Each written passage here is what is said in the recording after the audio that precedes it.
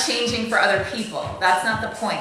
The point is that you are becoming the best version of yourself. How do I know that this works? Because I've done it. I've done it multiple times throughout my life, okay? I was a smoker, and then I'm a person that does not smoke.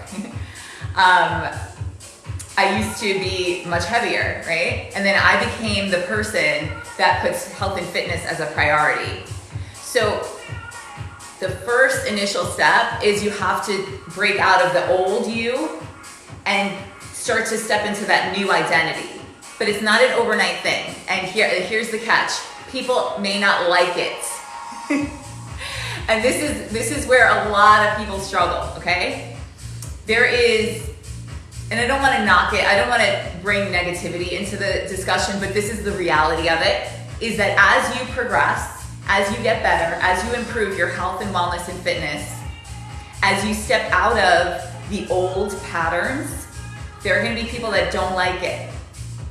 People that you may be friends with, that may be in your family, that they don't like it, okay? Because you're setting new boundaries, you're setting new standards for yourself, and that shines a big old flashlight on what they're doing.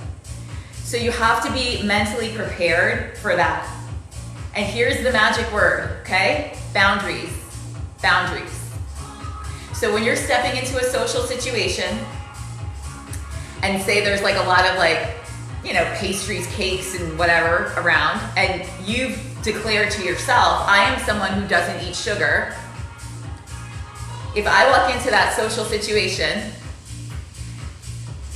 and somebody says, hey, have this cookie, cake, whatever, and I say, no, thank you.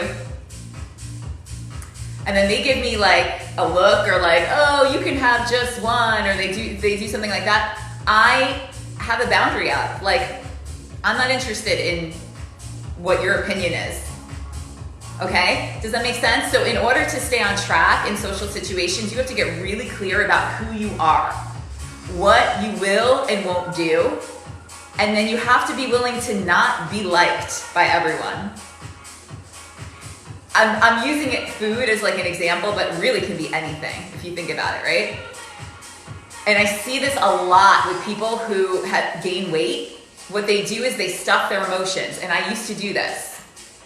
I used to eat in order to not make waves. I used to eat in order to fit in, to be social. I used to go to out to dinner with people, and they were eating penny alla vodka, so I would eat penny alla vodka, right? I wanted to fit in. I was 60 pounds heavier. Those aren't my friends anymore, right? In order to change, in order to really transform and to maintain that level of transformation, you not only need to shed the old habits, which will help you shed the weight, you may need to shed some old relationships as well.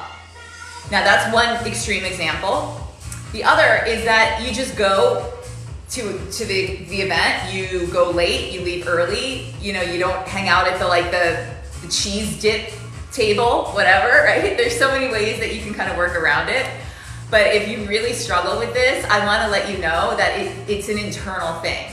People aren't going to change. There's always going to be people out there that have food issues, and so by you declining what they're offering, they take it personal.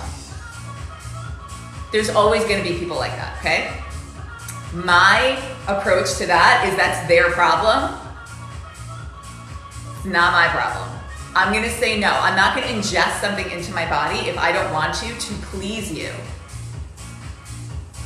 Right? It's boundaries. It's boundaries. So I hope you found that helpful. I'm going to look